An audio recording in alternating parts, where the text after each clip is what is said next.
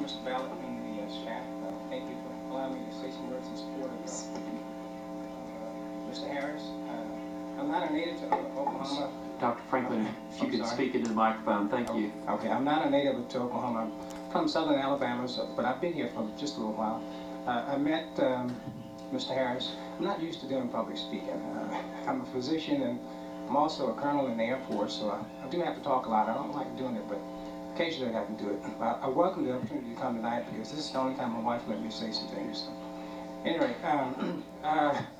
but I met Mr. Harris a few years ago. He was giving a speech at a graduation where my daughter was, and anyway, I was very, very impressed with what he had to say. He was very motivational, very inspirational, and I was equally impressed with the fact that he had a military background, as do I.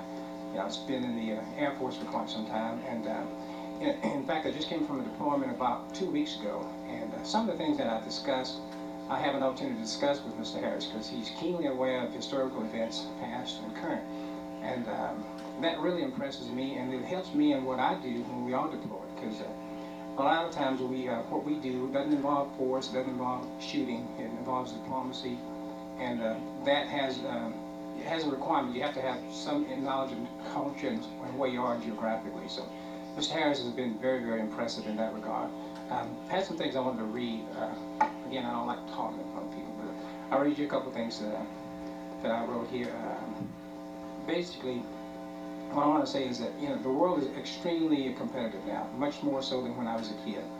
And the things that we do, if we're going to compete as a nation and succeed as a nation, we basically have to compete, and knowledge and information is a big part of that. I was just very impressed with the education, the